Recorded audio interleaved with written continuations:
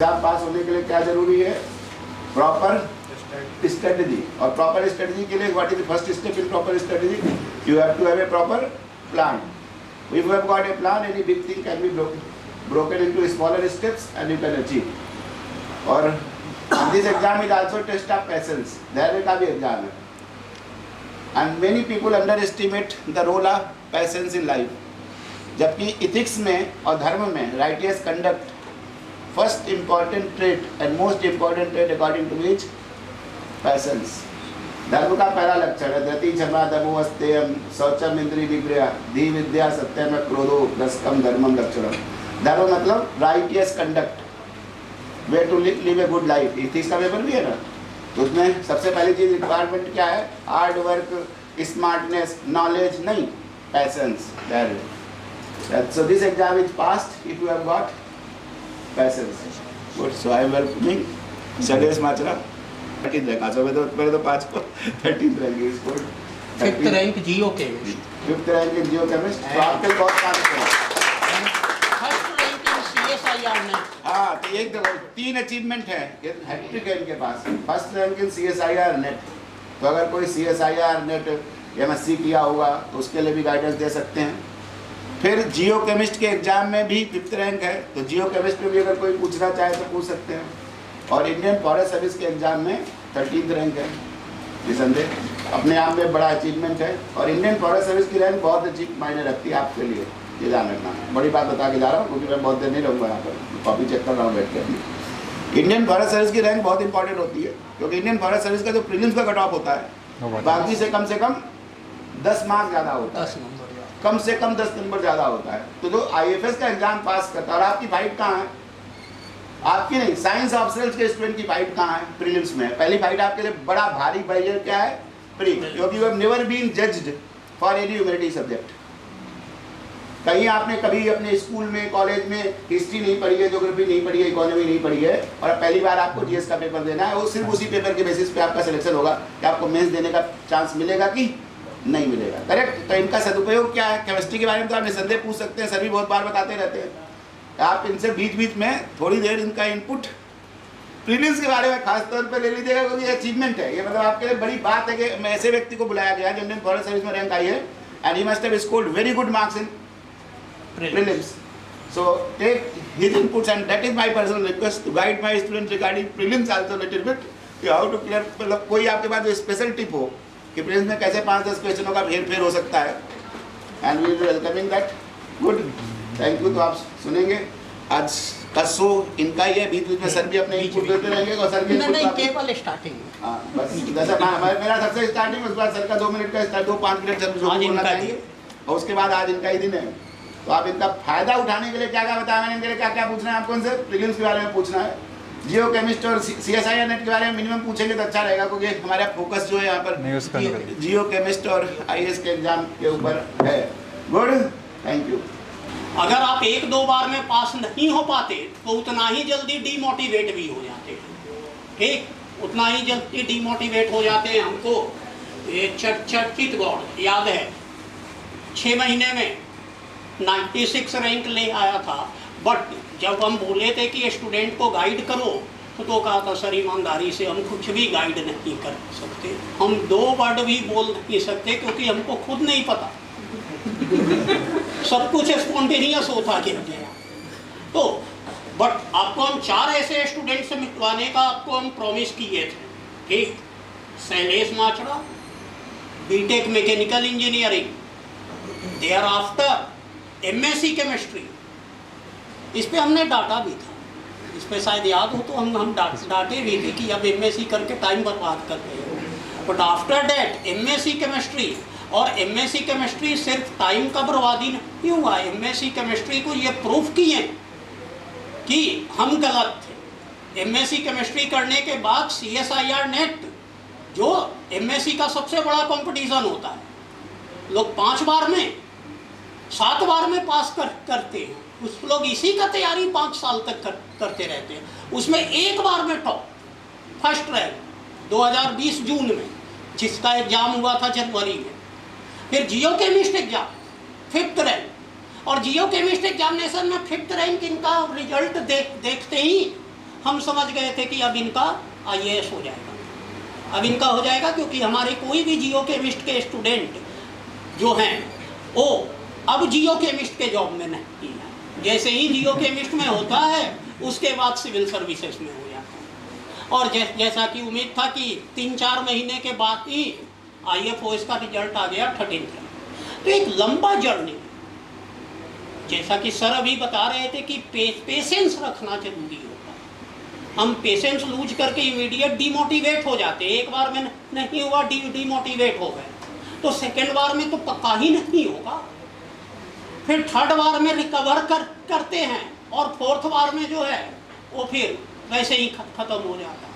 तो हमको मोटिवेशन हमेशा हाई रखना है, और उसके लिए जब आप शैलेश माचरा से आप मिलिए, हमारे ख्याल से 8 मेंस दिए हैं, हाँ ना 8 मेंस और 4 इंटरव्यू, 5 इंटरव्यू दिए, और आखिरकार 13th रैंक IFOS में आया है, और अगले साल IAS में हो जाएगा, ये भी तय।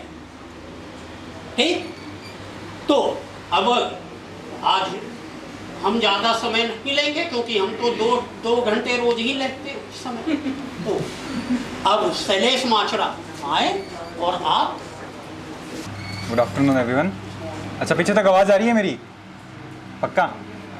तो 2 ही वर्ड्स में सबसे बड़ी थी, जो समरी जो थी वो सर ने पहले ही बता दिया था, वाजपेयी सर ने आते ही, तो मेरे को बोलने के लिए ज़्यादा बचा नहीं था। पहला था गाइडेंस और दूसरा था पेशेंस। अगर ये दोनों चीज़ें अगर होगी आपके पास में तो वही है। अगर आप कभी रास्ते में जा रहे हैं, अगर आपको ये पता हो कि रोड किस तरफ जाएगी, अगर आप गलत रास्ते में जा रखे तो आप सही जगह जा नहीं सकते हो। तो अगर आपको पता हो कि यही सही रास्ता है और उस पर अगर आप चलते रहेंगे तो कभी ना कभी तो मंजिल मिल ही जाएगी। जैसे खरगोश और कछुए वाली कहानी सुनी थी, तो रुक गया था जो खरगोश, कछुआ धीरे धीरे चलता गया था, तो कभी ना कभी तो फिनिशिंग लाइन आएगी। हो सकता है किसी पास गाड़ी होगी जल्दी पहुँच जाएगा, किसी पास गाड़ी होगी पहले अटैम्प्ट में पहुँच जाएगा, कोई मेरे तरह कछुए की तरफ निकलेगा तो छठे अटैम्प्ट तक पहुँच जाएगा। तो 2 ही चीज़ है सबसे बड़ी चीज़। एक तो कि गाइडेंस, आपको ये पता होना चाहिए कि आप कौन सी चीज़ कर रहे हो वो एक्चुअल में यूज़ आएगी या नहीं आएगी एग्ज़ाम में। बहुत सारी ऐसी बुक्स बच्चे पढ़ते हैं कि जिसका कहीं यूज़ ही नहीं है प्री में, मेंस में, या फिर कोई नॉलेज होगी या कोई फन फैक्ट अच्छा लगता है वो पढ़ लेते हैं, तो यूज़ कहाँ करेंगे प्री में, मेंस में, कहीं नहीं। तो होगा कि दिमाग की तो अपनी कैपेसिटी लिमिटेड है ना। जब अगर अपन इस टाइप के फन फैक्ट्स या फिर कोई भी ऐसी नॉलेज से अगर अपने भरते हैं दिमाग को, तो क्या होगा कि जो एक्चुअल में इंफॉर्मेशन की ज़रूरत है ना एग्ज़ाम में, या जिससे एग्ज़ाम क्लियर होगा, वो हम याद नहीं रख पाएंगे।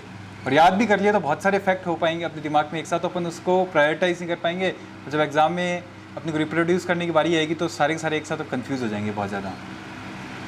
तो सबसे बड़ी चीज़ मेरे को तो वही था कि गाइडेंस एक प्रॉपर बहुत ज़रूरी है, कि आपको ये चीज़ पता होनी चाहिए कि चीज़ सही है या गलत है।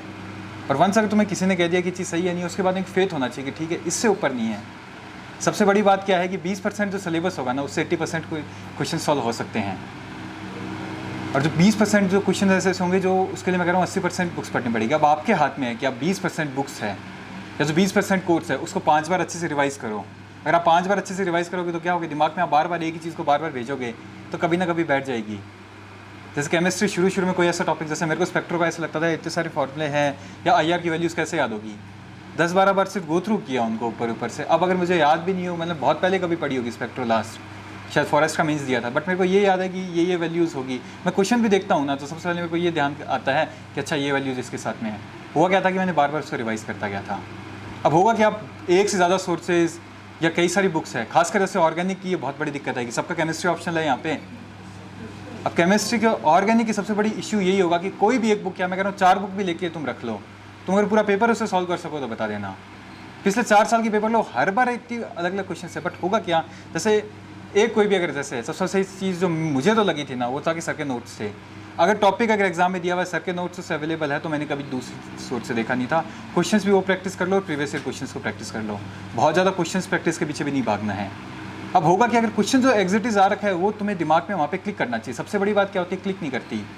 जैसे 2016 का मेरा मेंस की एक स्टोरी बताता हूँ मैं, उसमें एक क्वेश्चन आई थी, वो ग्रिस्लोर की एक नेम्ड रिएक्शन है, मैं भूल गया हूँ नाम उसका, तो उसके अंदर कहीं ना कहीं क्या कहते हैं वो PHNO2 भी होता है एज ए रिएक्शन टेंट। तो उसने क्वेश्चन में किया क्या था कि उसने एक यहाँ पे लिख दिया A प्लस जो यहाँ की जैसे एक्चुअल में रिएक्शन कुछ ऐसी होती है कि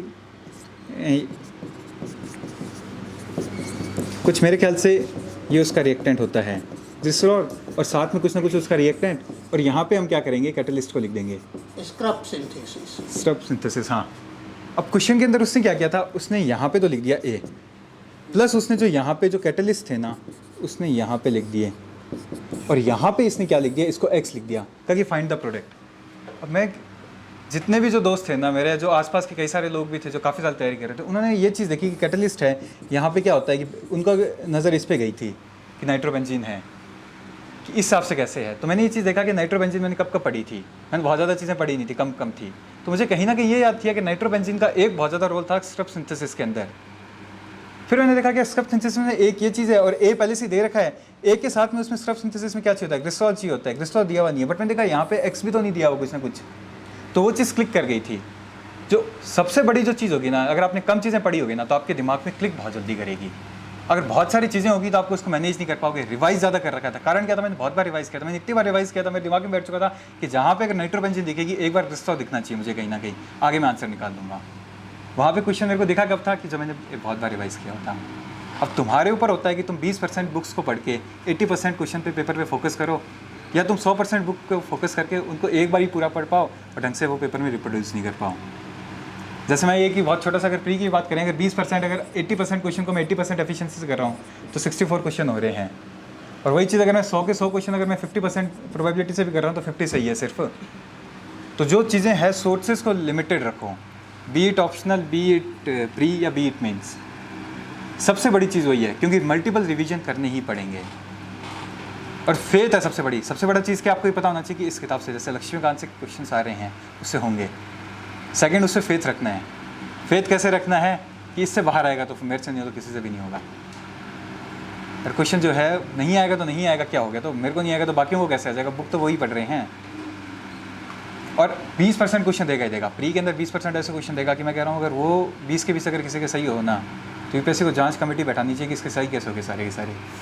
क्योंकि जो पेपर बनाया था उसने भी हिसाब से बनाया था कि गलती कराने के लिए करा था। एक आधा मान लो तुक्का मारते, 10 भी तुक्के मार सकते हैं, 20 के 20 सही है तो उसको पक्का पेपर पहले पता था, वरना हो ही नहीं सकते थे वो।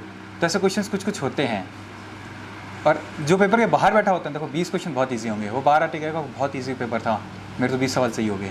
और जो अंदर बैठा होगा वो क्या ढूंढेगा, जिसका यहाँ पे प्री नहीं होगा, वो 20 ऐसे सवाल ढूंढेगा कि जो किसी से सही हो ही नहीं सकते थे। वो बाहर आके इसी चीज़ पे फोकस करेगा, लेकिन अपने को फोकस बीच वाले 60 पे ही करना है।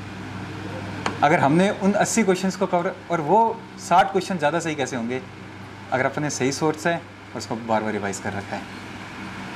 और बार बार रिवाइज़ करने की सबसे बड़ी जो प्रॉब्लम आती है वो आती है, पढ़ी हुई चीज़ को बार बार पढ़ते हैं तो अपन पेशेंस लूज़ करते हैं। कोई ऐसा है जिसने एक या 2 अटैम्प्ट दे रखे हैं यहाँ पे,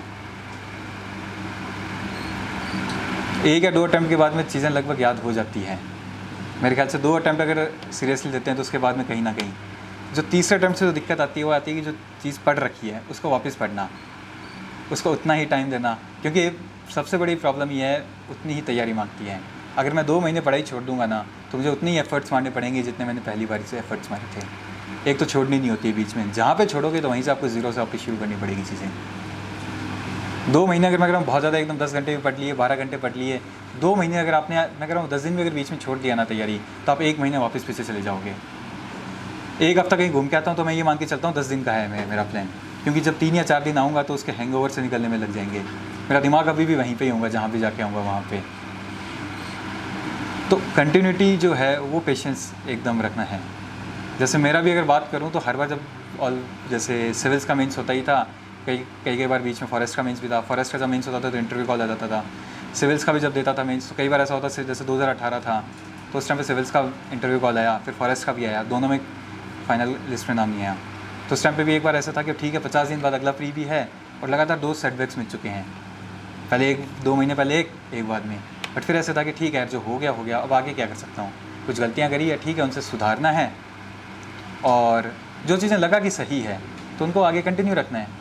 खुद से बस ये क्वेश्चन पूछना है कि ठीक है मैंने अपना 100% दिया क्या, तो उसका अगर है तो ठीक है कोई दिक्कत नहीं, 100% दिया, नहीं हुआ तो मेरे हाथ में था नहीं। और इन केस अगर 100% नहीं दिया तो फिर तो दुखी होने का वैसे मतलब नहीं है। अगली बार वैसे 100% दे देंगे।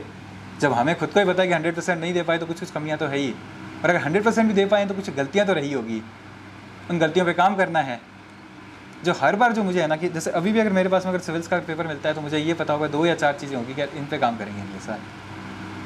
कई चीज़ें ऐसी भी होती है जो एक्सप्लेन नहीं कर पाता हूँ। जैसे पेपर में जब मार्कशीट देखता हूँ तो उसमें एक ना एक पेपर ऐसा होगा ही होगा जो मुझे समझ नहीं आता कि इतने कब कैसे हो गए।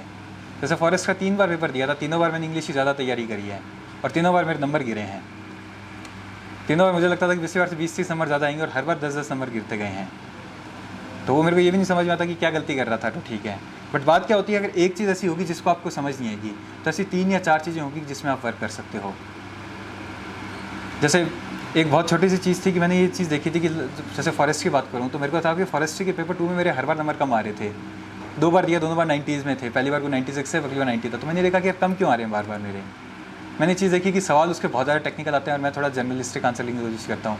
तो इस बार मैंने फोकस उस पर बहुत सही से किया और इस बार सब लोगों की शायद पेपर 1 में ज़्यादा है, पेपर 2 में कम थे, बट मेरे पेपर 2 में ज़्यादा थे। मतलब 124 था और दैट इज़ एक डिसेंट स्कोर था। तो गलतियाँ जो आपको लगती है पकड़ने की कोशिश करो। और ऐसा होगा बहुत मुश्किल होगी। देखो सबसे बड़ी जो मुश्किल चीज़ होती है खुद की गलती मारना होता है।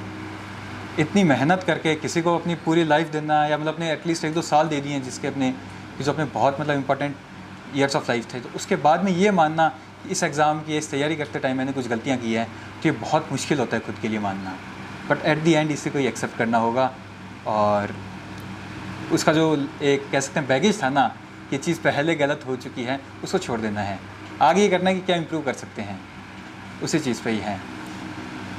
और सबसे ज़्यादा उसमें काम आता है पॉजिटिव एटीट्यूड में होता है कि अपने आसपास अच्छे लोग कब होंगे कि जब अपन उनसे भी अच्छे से बात करेंगे। घर पे जाएंगे, घर वालों के पर देखो सबसे बड़ी चीज़ क्या होती है, पढ़ते हैं ना तो दिमाग सबसे ज़्यादा मेंटली मतलब टायर्ड होता है। जाते हैं कोई ना कोई अपने आसपास अगर रूममेट बैठा होगा तो उससे, कोई घर पे बैठा होगा तो मम्मी पापा से पहले क्या करेंगे, झगड़ने की कोशिश करते हैं। 1 दिन सहेंगे, 2 दिन सहेंगे, 4 दिन सहेंगे, ये 2 साल तक 1 साल तक नहीं होगा। कभी ना कभी कुछ बोल देंगे और 2-3 घंटे उसमें अपना दिमाग चला गया। तो मैं तो क्या करता था, जब मेरा मूड सही होता था मम्मी कुछ कहती भी थी तो मैं उनको समझा देता, मम्मी देखो ये चीज़ है, थोड़ा सा मतलब कह भी दूँ तो मान लेना और तो क्या करोगे। और वो होता भी था। मैं आता था शाम को अगर घर पे, जैसे प्री की तैयारी मैंने घर से ही करता था, तो सुबह से जब शाम को आता था मम्मी को ही पता चल जाता था ये आदमी कितना पढ़ के आया है और किस हिसाब से इसको कितनी बात करनी है आज। जब मूड सही होता था तब 2-4 दिन पुरानी बातें भी एक साथ बता देती थी। जब ख़राब होता था तो ठीक है, कोई दिक्कत नहीं। तो बहुत ज़्यादा मतलब मेरे फ्रेंड्स की भी बात करूँ तो बहुत सब मतलब मोटिवेटिंग थे, पेरेंट्स भी सपोर्टिंग थे। बट कहीं ना कहीं वो भी होता है कि आपको भी एफर्ट्स मारने, ऐसा नहीं होगा कि आप अगर उनसे सोचो कि एक बार लड़ लिए तो कभी ना कभी वैसे ही होगा कि वो होता है ना फिजिक्स का जो 3rd law, action reaction equal होते हैं, तो वैसे है। और कभी थोड़ा सा सबसे बड़ी जो चीज़ आती है पेशेंस में ना, वो यही आती है कि आपको हमेशा क्वेश्चन जब ये कंपेयर करते हो दूसरे से, जैसे इस तैयारी का मैं कहता हूँ कभी भी ये सोच के शुरू नहीं करनी कि इसका तो पहले इसका तो हो गया तो मेरा भी हो जाएगा, या इसका नहीं हुआ तो मेरा भी नहीं होगा। ये हर कोई एक अपनी अलग जंग चल रही है। आपको जो ट्रैक मिला है एकदम अलग मिला है। किसी को 100 मीटर का ट्रैक है, किसी के पास में 200 मीटर का ट्रैक है, किसी के पास 800 मीटर का है। पर आपको ये भी नहीं पता कि आपको 100 मीटर पे रेस ख़त्म करनी है, 200 पे करनी है, 800 पे करनी है। तो आपको अपने ट्रैक पे चलना है, जब आप होगा लास्ट में आप पहुँच जाएंगे अपने। कभी भी ये चीज़ नहीं देखनी। दूसरी है हार्डवर्क अलग है, स्मार्ट वर्क, कोई भी चीज़ हो, इंटेलिजेंस हो गया, पेशेंस कुछ भी हो गया, सबसे ज़्यादा चीज़ ज़रूरी है ना वो है पेशेंस इसमें। क्योंकि अगर 1 साल की भी अगर मैं ये मान के चलता हूँ 1 साल तैयारी में है, फिर पूरा प्रोसेस और होता है लगभग 1 साल का, तो लगभग 1.5 से 2 साल आपका, अगर आपका पहले अटैम्प्ट में भी हो रहा है तब भी आपको लग जाएगा। तो 1.5 से 2 साल तक अगर आपको उस मोटिवेशन के साथ में बने रहना बहुत मुश्किल है। और वही जब इतनी अनसर्टनिटीज़ हैं, आपको चीज़ पड़ी है, कभी आपके मॉक टेस्ट हो गए तो अच्छे नंबर हर बार नहीं आएंगे, हर बार छोड़ो 90% नहीं आएंगे। जब मैंने पेपर दिया था अपना, तो मेरे अराउंड 70 to 95 के आसपास नंबर आ रहे थे विजन वाले जो पेपर्स होते थे उसमें। एक पेपर में या कोई 2 पेपर में मैंने 100 क्रॉस किए थे और उसमें मेरे को ऐसा लगा था इस पेपर में तो कितना ही ज़्यादा नंबर आए होंगे मेरे। नंबर काउंट किए तो 100 ही हुए हैं कुछ। बट उस टाइम पे जब बैठा था तो मैं एग्ज़ाम ही सोच के गया था कि होने के लिए अपने पास में कुछ नहीं है। अगर मैं पेपर को पास नहीं भी करता हूँ तो मेरे को 1 साल तक तो रुकना ही रुकना है, तो कम से कम जाके ही करें। पेपर में जो टाइम है तो उसको यूटिलाइज़ करें, 2 घंटे को उसको देते हैं, बाद में देखेंगे नहीं भी होगा तो। और उस टाइम पे मतलब जो था मेरा अराउंड 120+ स्कोर था समथिंग, और फॉरेस्ट उस टाइम पे क्लियर नहीं हुआ था, कुछ 1 सवाल से रुक गया था। लेकिन वो था कि अगर मैं पहले से सोच के रखता कि यार इतने 120 तो मेरे आए ही नहीं कभी, ये तो आ ही नहीं सकते मेरे, तो वो भी नहीं आ पाते जो मेरे आए थे। तो जो माइंडसेट लेके चलना है वो एकदम उस हिसाब से चलना है कि अब जो पेपर के अंदर है, जब खोने के लिए कुछ नहीं है, तैयारी का भी है। जब मैंने पहले भी अटैम्प्ट किया था तो मैंने मार्च तक 15 मार्च के आसपास था, तब तक ठीक ठाक तैयारी चल रही थी और मेंस की कर रहा था। उस टाइम पे 7 अगस्त को था प्रीलिम्स। फिर थोड़ा कॉलेज के और हॉस्टल के थोड़ा फेयरवेल थे, तो थोड़ा पढ़ाई गिरी जाती है, कितना ही कुछ करो चाहे। फिर जैसे ही सब चीज़ें ख़त्म हुई तो मैं अपने फ्लैट पे शिफ्ट हुआ, तो 31 मई आ चुकी थी। तो मुझे ऐसा लग रहा था कि शायद मेरे पास में 4.5 महीने, और मुझे लगता है कि 2 ही महीने बचे हैं। तो एक तो वो एक्सेप्ट करने में काफ़ी टाइम लग जाता है कि यार इतना कम टाइम है, होगी नहीं होगी चीज़ें। तो उस टाइम पे सबसे पहले मैंने खुद को ये सोचा था कि ठीक है, अगर होगा तो 2 महीने में हो जाएगा, नहीं तो 1 साल तो अपने पास में नहीं हुआ ही है। अगर नहीं होगा तो नहीं होगा, अगले साल तो वैसे भी रखना है, तो 2 महीने अगर जितना हो पाएगा उतना कर लेंगे, नहीं होगा तो अपने उस खोने के लिए कुछ है नहीं। तब वही चीज़ लेके चला था हमेशा, और उसी चीज़ ने अपने को मोटिवेशन देता है कि जब आप चीज़ देखते हो, आप पहले देखोगे ना तो पहाड़ बहुत बड़ा होगा। जब आप एक एक करके कम करते रहोगे ना, तो चीज़ें अपने आप सॉर्ट आउट हो जाएगी। आपको खुद से 1% भी अगर इम्प्रूव करते हो तो शायद वो पढ़ा ही होगा हर किसी ने। जब अपन देखते हैं 1.01 को अगर अपन 365 से अगर मतलब की पावर लगा देते हैं, तो ये शायद कितना हो जाता है 37 के आसपास। अगर आप खुद को 1 साल अगर 1% भी इम्प्रूव कर रहे हो ना, 1% तो मैं कह रहा हूँ 1 वीक में भी इम्प्रूव करो तब भी काफ़ी है। तो छोटे छोटे हैं, जो छोटे छोटे स्टेप्स की जो वैल्यू है, या जो छोटे छोटे एफर्ट्स है ना, उसकी बहुत बड़ी वैल्यू है, उसी को ध्यान रखना है। और पेशेंस कब आती है, नहीं अब खो देते हैं जब हम देखते हैं बहुत बड़ा पहाड़ दिख रहा है, हम ये नहीं सोचते कि एक छोटा सा एफर्ट मारने की कोशिश करते हैं। और लड़ाई सबकी इंडिविजुअल है, अपने को नहीं पता कि हमारे पास में 100 मीटर की रेस है, ट्रैक है हमारा, हमारे को उस ट्रैक पे दौड़ना है। अगर दौड़ा जाता है तो ठीक है, नहीं दौड़ते तो अगला फिर आ जाएगा। 100 मीटर रेस नहीं होगी तो 200 मीटर में कन्वर्ट हो जाएगी। जो 100 मीटर बहुत ज़ोर से भागे हैं वो थक जाएंगे, तब उनको ओवरटेक कर लेंगे। जो 200 मीटर में नहीं हो तो 300 मीटर में, 400 में। तो वही चीज़ है, कभी ना कभी अगर हम ये मेंटेन करके चलेंगे कि एक पर्टिकुलर स्पीड से या हमें चलते रहना है, तो कभी ना कभी वो ख़त्म होगा ट्रैक। और कोई पर्टिकुलर डाउट है जिस पर कोई चाहे कि मैं बोलना चाहूँ? जीएस का देखिए, एक तो कुछ बेसिक बुक्स होगी, मेरा मानना है कि उनको पढ़ने की ज़रूरत इस कारण से भी है क्योंकि पेपर जो है ना एक रिलेटिव है। अगर 200 में से 200 नंबर अपने को लाने भी नहीं है, मुझे ये कोशिश करनी। जैसे एक छोटी सी एक स्टोरी थी कि 2 दोस्त थे, वो जंगल में गुम हो गए थे। तो इतने में क्या हुआ, एक दोस्त साउथ देखते आगे से सामने से एक शेर आ गया, तो दूसरा क्या करता है, जल्दी से बैग में से अपने शूज़ निकालता है। तो दूसरा बोलता है कि तो शूज़ क्यों निकाल रहा है, वो तो तेज़ भागने के लिए। तो दिमाग ख़राब है, तो शेर से तेज़ भाग लेगा क्या? तो शेर से तेज़ भागना ही नहीं है मुझे तो तेरे से तेज़ भागना है। तो प्री जो है वो that is a relative game. अगर तेज़ सबसे, मेरे को 200 नंबर लाने ही नहीं है, मेरे को बस इतने से नंबर लेके आने हैं कि जो मेरे बाकी लोग जो, या फिर जो मेरे साथ वाले जो दोस्त हैं ना, वो जो सवाल गलत कर रहे हैं उनको सही कर दूँ। नहीं, आगे बैठ जाओ। तो जो बाकी लोग गलत कर रहे हैं, वो सवाल अगर मैंने सही कर दिया तो उतना काम चल गया मेरा। तो मेरे को तो उतना सही करना है। अब होगा क्या, अगर मैं मान लेता हूँ एक सवाल ऐसा सही करता हूँ कि जो बाकी लोगों ने गलत किया, उसके बाद मैं एक ऐसा सवाल भी गलत कर देता हूँ कि जो बाकी सब सही कर रहे हैं। मान लेते लक्ष्मीकांत से एक सवाल आया और वो मैंने गलत कर दिया, या फिर एक बेसिक कॉन्स्टिट्यूशन का सवाल आया, मैंने गलत कर दिया। तो जो ज़्यादा एफर्ट्स मैंने जूते पहनने में लगाए होंगे, या फिर जो बाकी लोगों को पीछे छोड़ने में लगाए होंगे, मैं वापस उसको जो लीड थी वो मैं गिव अप कर रहा हूँ। और बहुत छोटे छोटे एफर्ट्स ही होते हैं। तो कोशिश ये रखो कि बेसिक बुक्स जो है वो कवर रखो, और उसके बाद प्रैक्टिस का स्कीम है।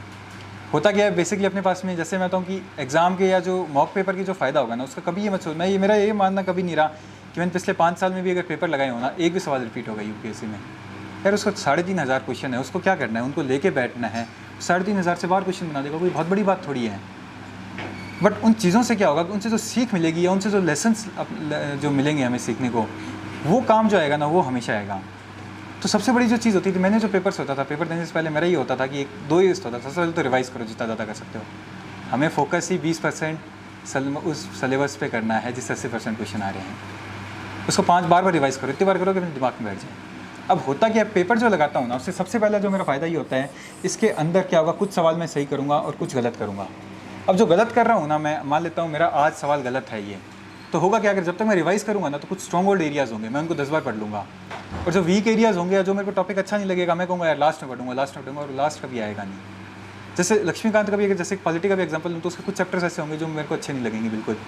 जैसे पार्लियामेंट बहुत मुश्किल से ख़त्म होता है, ख़त्म भी होगा तो लास्ट के जो 30 पेज के बाद वाले चैप्टर्स को क्या होते हैं कि वो स्पीड से उठते हैं, ख़त्म होते हैं, पता ही नहीं चलता कि कब ख़त्म हो गए।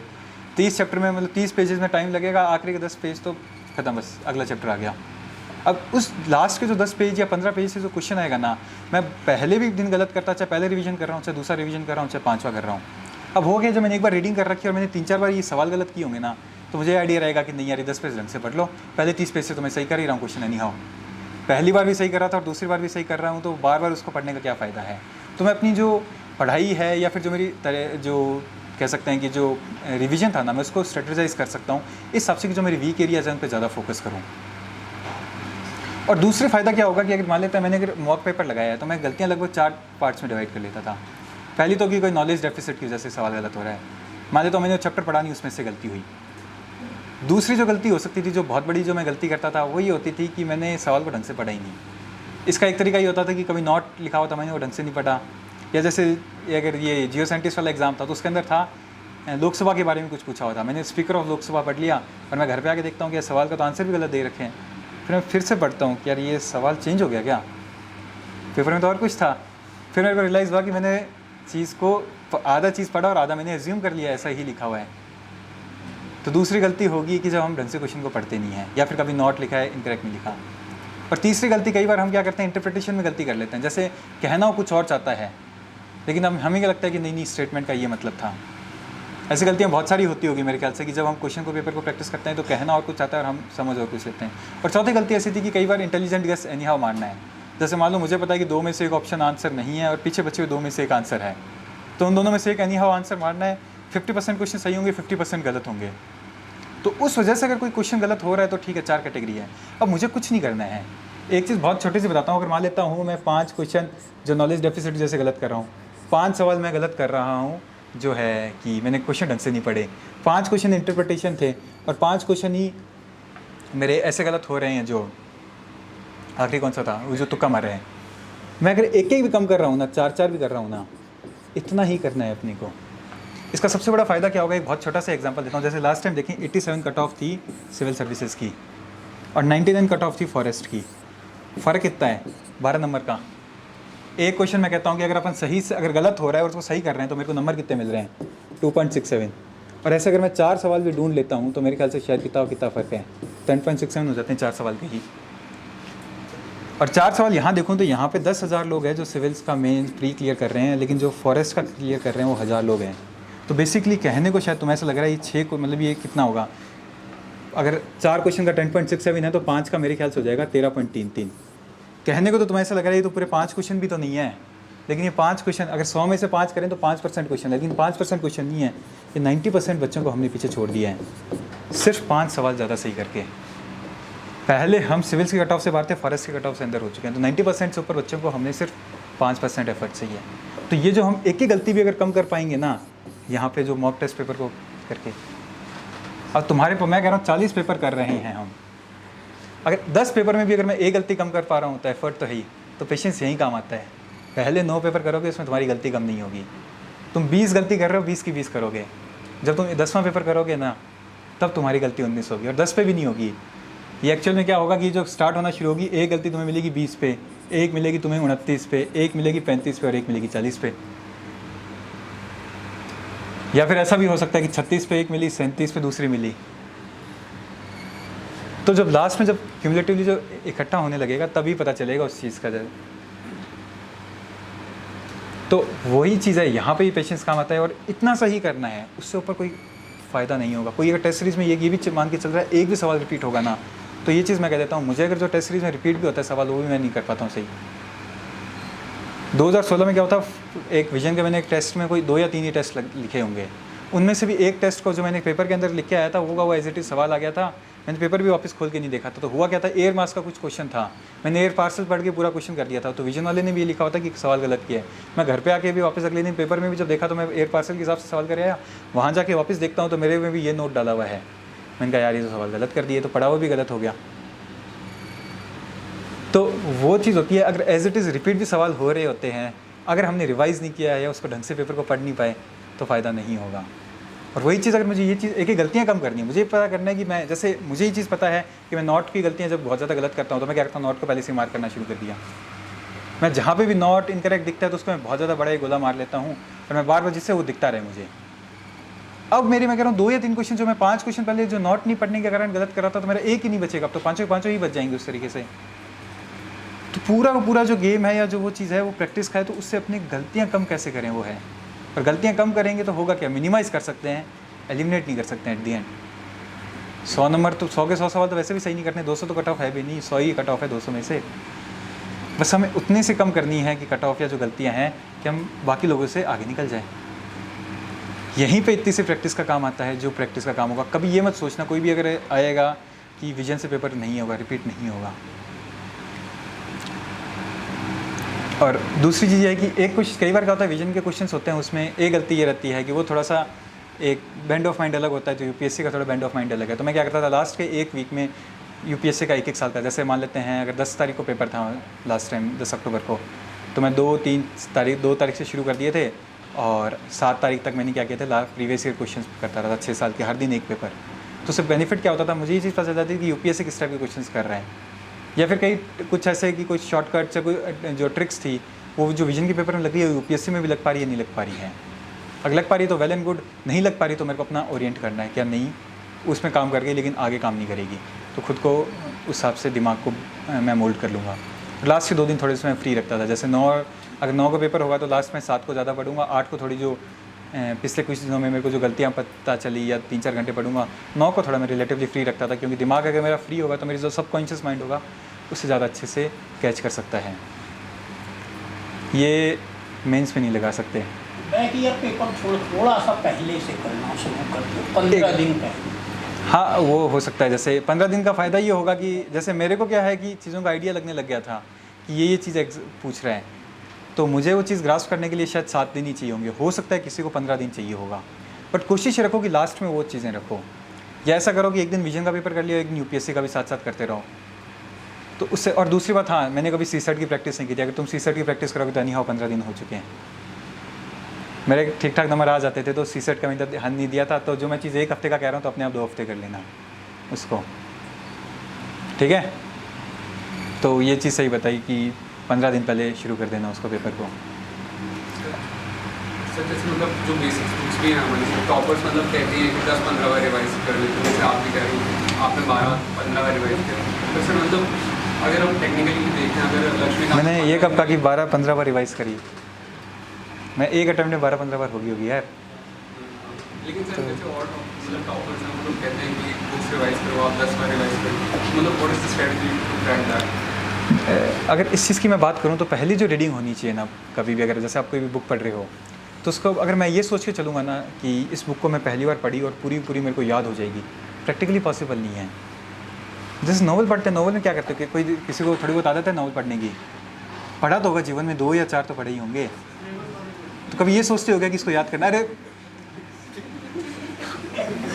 तो किसी को क्या कहते हैं, चलो टीवी सीरीज़ तो देखता ही होगा कोई, तो उसमें क्या होता है, पहली बार क्या होता है, जब मैं पहले जैसे सीज़न देखना शुरू करता हूँ उसमें 5-6 कैरेक्टर आते हैं, एक तो क्या होते हैं वो सारे लगते भी एक जैसे हैं दिखने में भी, तो पहला आदमी आता है नाम कुछ और बताता है, अगले में आता है कुछ नाम और बताता है, किसी का नाम से बताता है, किसी का सरनेम से बताता है, वो कंफ्यूज सारी के सारे उसी में रह जाते हैं।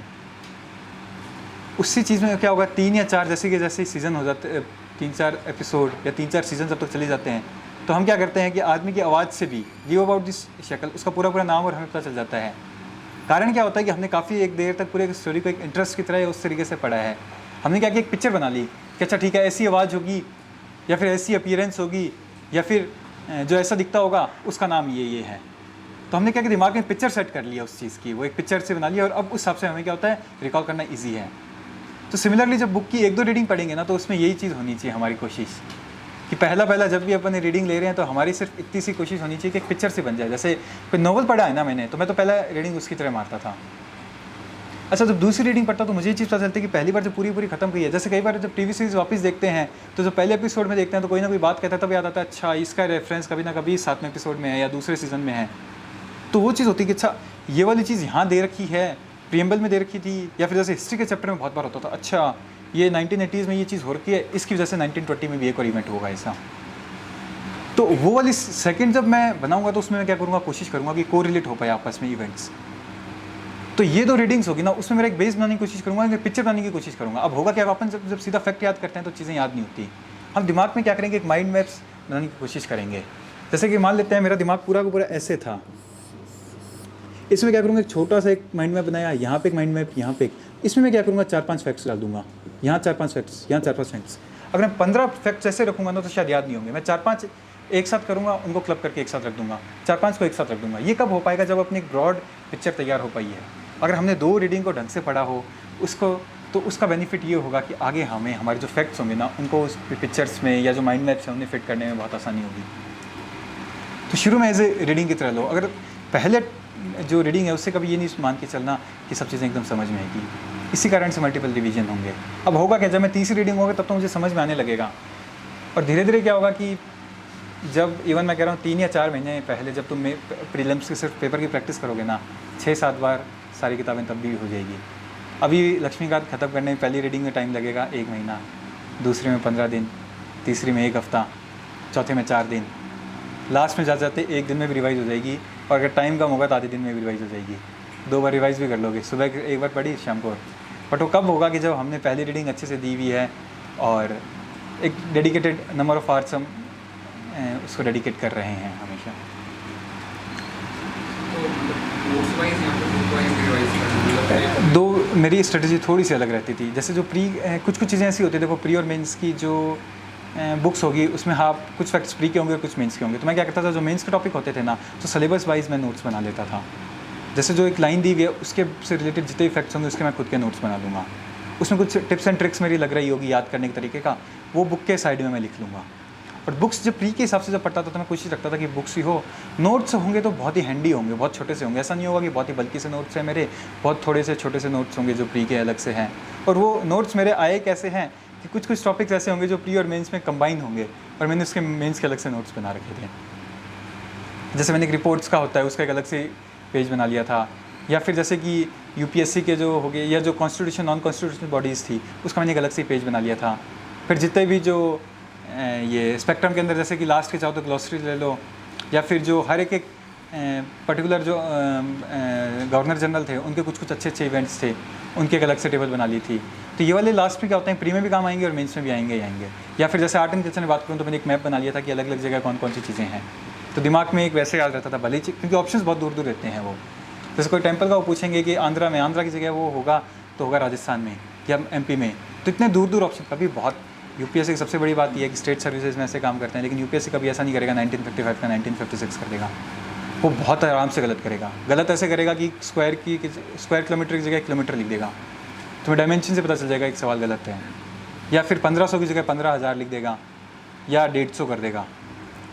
कभी भी देखना कि हमेशा जब भी उन्होंने फ़र्क किया है ना तो एक ज़ीरो का किया है। उसका कारण क्या होता है कि एक तो आपकी एम्बिग्यूटी नहीं होनी चाहिए कि अगर 100 की जगह 101 भी कर रखा है तो किसी के दिमाग में ये नहीं होना चाहिए कि अब तक 101। और दूसरा क्या होता है कि हम फिगर्स को ऐसे देखते हैं कि पहला एक देख लिया और आगे देख लिया कुछ ज़ीरोज़ हैं। जैसे 100 मिलियन है, 100 बिलियन है, अब बहुत सारे लोगों ने कभी गौर नहीं किया होगा, बस 100 दिमाग में होगा, तो उसको सिर्फ एक डिजिट चेंज करना है। उसको एम का क्या करना है, बी करना है। एम पहले ऐसे दिखता था अपने माइंड, उसको ऐसे करना है सिर्फ, और पूरा का पूरा हमें ऐसे लगेगा। हम क्या करेंगे, पहले देखेंगे 100 और लास्ट में देखेंगे जो ILL करके है, सारा सही लगेगा। बीच वाला हम थोड़ा स्किप कर देते हैं। या फिर एक तरीका क्या हो सकता है कि 1000 था, हमने ज़ीरो नहीं देखा, हमें पता चला 1 लिखा हुआ है, कुछ ज़ीरो है, लास्ट में मिलियन करके है, वो 1 और 0 लगा देगा। तो इस टाइप की जो गलतियाँ कई बार कराते हैं, और ये वाली सिली मिस्टेक में ही काउंट करता हूँ कि मैं ढंग से क्वेश्चन को देखा नहीं था मैंने। जितना ज़्यादा देखोगे मेरे ख्याल से ये वाली गलतियाँ धीरे धीरे कम होती रहेगी। और एट दी एंड ये पता करना होगा, मतलब जैसे कई सारे लोग ये भी बना देते हैं कि जो फैक्ट्स होते हैं वो ज़्यादातर गलत है। अगर यूट्यूब की वीडियोज़ हैं, उसका मुझे जो लगता है कि जो एग्जामिनर, जैसे मैं कभी भी प्री का पेपर देता हूँ, मैं सोचता हूँ पेपर बनाया ना वो किसी एक इंसान नहीं बनाया होगा। वो यहाँ से अगर पेपर बनाया है तो उसके लाइफ का एक इंटेंशन ये तो नहीं है कि मेरे को एक पेपर ही बनाना है और बाद में घर चले जाना है। देखो बहुत हार्ड क्वेश्चन भी नहीं डाल सकता, बहुत ईजी भी नहीं डाल सकता। बहुत हार्ड डाल दिया सभी गलत कर लेंगे, फ़ायदा क्या पेपर बनाने का। और बहुत ईजी क्वेश्चन डाल दिया तो उसको फिर ऐसे ही होगा, उसको थोड़ा ईगो पे भी लग जाएगी। तो उसको यूपीएससी का पेपर बनाने के लिए दिया, सारे बच्चे सही कर रहे हैं, तो पेपर इस हिसाब से बनाएगा वो कि जो कुछ क्वेश्चन सही करें कुछ गलत करें। तो बहुत ज़्यादा हार्ड क्वेश्चन बना नहीं सकता, तो उसको एक ट्रिकी पेपर बना सकता है वो। अगर एज ए एग्जामिनर मैं बात करूँ, मैं बहुत ईजी क्यों नहीं पेपर बनाऊंगा, क्योंकि मुझे ऐसे होगा कि यूपीएससी के लिए पेपर बनाना है, सारे बच्चे पेपर सही कर रहे हैं क्वेश्चन, तो मेरे क्वेश्चन का फ़ायदा क्या। और बहुत हार्ड कर दिया, सारे गलत कर रहे हैं, तो मेरे क्वेश्चन बनाने का ही फ़ायदा क्या। मेरा तो वैसे भी वो मेरिट नहीं बना रहा मेरा सवाल। तो मैं क्या करूँगा, कोशिश ये करूँगा ट्रिकी बनाऊँ। तो ट्रिकी बनाने के लिए मैं ऐसे करूँगा कि जिस बच्चे ने पढ़ भी रखा हो उसने गलतियाँ ज़्यादा से ज़्यादा करें। और पेपर को मैं देख के यही कोशिश करता था कि अच्छा जिसने पेपर बनाया उसमें क्या गलती आइडेंटिफाई कर सकता है, कहाँ पे कोई गलती करवा सकता था बच्चों से। और ये खुद को ही करना पड़ेगा। अगर तुम इसकी रेडीमेड ट्रिक्स भी अगर याद कर लोगे ना एग्जाम में, तो एग्जाम में बस उस ट्रिक पे वार करना है, पूरा पेपर अच्छे से फिर ख़राब हो गया। तो वो चीज़ है, धीरे धीरे खुद को ये मतलब माइंडसेट में लेके आओ कि इसने पेपर ने जो बनाया है वो क्या सोच के पेपर बना सकता है। तुम होते तो इस क्वेश्चन को कैसे गलत करते हैं, तुम होते तो इस क्वेश्चन को कैसे गलत करते हैं। अगर ये चीज़ अगर ढंग से कर ली तो वही है फिर प्री का पूरा गेम ही है। और इसीलिए मैं कह रहा हूँ 35 देखो होगा क्या कि अभी उस चीज़ में मैं बता दूंगा। जैसे मैं क्या करता था, जो गलतियाँ करता था ना, जैसे पेपर जो लगाए हैं 40-45 के आसपास इतना ही रखता था, इससे ज़्यादा क्यों नहीं करता था, क्योंकि मैं पेपर को बार बार रिवाइज़ करने की कोशिश करता था। मैं ये देखता था कि गलतियाँ मैं रिपीट कर रहा हूँ क्या, या फिर मैं नई तरह की गलतियाँ तो नहीं कर रहा। होगा क्या, जब तुम गलतियाँ अवॉइड करने की कोशिश करोगे ना, तो बीच में एक ऐसा टाइम आएगा तुम ज़्यादा गलतियाँ करोगे, तुम नई गलतियाँ करोगे, क्योंकि सीखने का प्रोसेस ही वो होता है। जब कुछ लर्न करने की कोशिश करते हो तो कुछ अनलर्न करना पड़ेगा, अनलर्न करने के चक्कर में कुछ ज़्यादा गलतियाँ करोगे, तो वो चीज़ भी होगी। तो मेरे को ये भी ध्यान में रखना था कि कौन कौन सी गलतियाँ कर रहा हूँ, किस टाइप की कर रहा हूँ। तो मैं पेपर को जब दिया तो उसको मैं जैसे आज अगर पेपर दिया तो कुछ टाइम बाद में उसको जब रिवाइज़ करता था ना, तो मैं 4 टाइप के मेन क्वेश्चन हो सकते हैं। एक तो पहली बार भी सही है, दूसरी बार भी सही है। एक पहली बार सही है लेकिन दूसरी बार मेरे को पता चल गया कि यार पहली बार मैंने या तो इसका तुक्का मारा था या कहीं पता नहीं कैसे सही हो गया, मेरे को समझ नहीं आ रहा। तीसरा होगा जो पहली बार गलत था बट सिली मिस्टेक कारण गलत था और दूसरी बार मेरा सही हो गया है। और चौथा ऐसा होगा कि जो पहली बार भी गलत था और दूसरी बार भी गलत है। 4 टाइप के। अब होगा कि जब मैं तीसरी रीडिंग मारूंगा ना उस पेपर की, तो मैं पहले टाइप वाले देखूंगा, मेरे को पता है पहली बार भी सही था, दूसरी बार भी सही है, यानी ईजी क्वेश्चन ये थे, इसको वापस मेरे को करने की ज़रूरत नहीं है। अब होगा क्या, जब तीसरे वाला जो गलती था, जो पहली बार गलत था, दूसरी बार सही है और तीसरी बार सही है, तो मुझे समझ में आएगा कि सिली मिस्टेक थी, पहली बार करी है, दूसरी तीसरी बार नहीं करी है, तो इस टाइप की सिली मिस्टेक्स मेरे को आगे भी अवॉइड करनी है। और मेरे को कोशिश ये करनी है कि कई क्वेश्चन ऐसे भी मुझे पहली बार भी गलत है, दूसरी बार भी गलत है, बट मैंने इतनी जब मेरा दूसरी बार भी गलत हुआ तो मैंने जब वापस से अगर किताब पढ़ी, मान लेते हैं इंस्पेक्टर पढ़ी या लक्ष्मण पढ़ी, तो मैंने उस चीज़ पे ज़्यादा फोकस किया, क्योंकि मेरे को पता चल गया 2 बार से लगातार क्वेश्चन गलत हो रहा है, यानी कि ये एरिया मेरा वीक एरिया है, स्ट्रॉन्ग एरिया नहीं है, तो उसमें मैं ज़्यादा फोकस करूँगा तो तीसरी बार उसका क्वेश्चन मेरा सही हो जाएगा। तो मुझे कॉन्फिडेंस भी आएगा कि नहीं, पहली 2 बार से मेरा सवाल गलत था, तीसरी बार सही आया, यानी मैं पढ़ भी सही रहा हूँ, मेरे जो वीक एरियाज हैं तो मैं वर्कआउट भी कर रहा हूँ। तो होगा ये जितनी भी जो चीज़ होगी, या जो मैं बार बार जो मल्टीपल रिवीजन लूँगा, इवन मैं टेस्ट पेपर की जो मल्टीपल रिवीजन ले रहा हूँ, मैं ये नहीं कह रहा कि एक टेस्ट पेपर लगाया फेंक दिया उसको, घर गए तब तक तो याद ही नहीं कि क्या मार्क किया था नहीं किया था, वो तो बस OMR जब भी मान लो चेक करके दे दी तो उसने इतना एक नंबर दे दिया 60 सही है 30 गलत है, वो फ़ायदा नहीं होगा। क्वेश्चन क्यों गलत हुआ है इसका रीज़न जानने के लिए वो ज़्यादा इंपॉर्टेंट है। अब तुमने वो चीज़ जानने के लिए वो क्या होगा, जो मल्टीपल टाइम्स है। अब होगा क्या, अगर मैं 100 पेपर लगाऊंगा ना, तो मैं मानता हूँ कि 40-45 अगर पेपर होंगे तो उसके बाद क्वेश्चंस रिपीट होंगे। जैसे आप विजन के कई बार पेपर लगाओ, इनसाइट्स के लगाओ, 20 से 30 क्वेश्चन तो एज इट इज़ रिपीट होंगे, और 20 से 30 होंगे कि जो सेम कॉन्सेप्ट्स पे ही होंगे, तो 60-70 क्वेश्चन तो एज इट इज़ ही सेम होंगे, और बाकी 30 ऐसा होगा कि बहुत ही ट्रिवियल से डाउट सवाल अलग किए हुए होंगे। तो मेरे ख्याल से विजन से अगर मैं इनसाइट्स पे भी जाऊँगा तो 20 क्वेश्चन मैक्सिमम ऐसे होंगे कि जो मुझे पढ़ के फ़ायदा होगा उनका एक्चुअल में। मानते हो नहीं मानते हो? और बाकी जो 80 क्वेश्चन होंगे रिपीटिव ही होंगे एक तरह से। तो मेरा ये मानना था कि एक क्वेश्चन अगर वो 100 किए तो उनको इतनी बार करो, उनमें गलतियाँ आइडेंटिफाई कर लो, क्योंकि और एक लिमिट ज़्यादा अगर बार बार क्वेश्चंस भी करोगे ना, उसका कोई बेनिफिट नहीं होगा, वो बस तुम रिपीट करोगे दूसरे तरीके से। वहीं पे अगर तुमने एक ही पेपर को बार बार देखा होगा तो तुम्हें ये आइडिया रहेगा कि ये पहली बार गलती करी है, इस बार तो कहीं गलती नहीं कर रहा हूँ। नहीं समझ ये बात क्या कह रहा हूँ? अरे अगर तुमने मान लेता हूँ पहली बार में अगर सिली मिस्टेक से गलत किया, दूसरी बार में अगर तुम सही कर रहे हो, तीसरी बार सही कर रहे हो, तुम्हें आइडिया लग जाएगा तुम्हारे सिली मिस्टेक्स कम हो रही है। पहली बार भी गलत था, दूसरी बार भी गलत है, तीसरी बार सही कर रहे हो, तो यानी कि तुम वीक एरियाज़ पे फोकस कर रहे हो, तुम्हारे जो वीक एरियाज़ कम होते जा रहे हैं, तुम्हारी प्रिपरेशन थोड़ी एक सही उस पर जा रही है ट्रैक पे।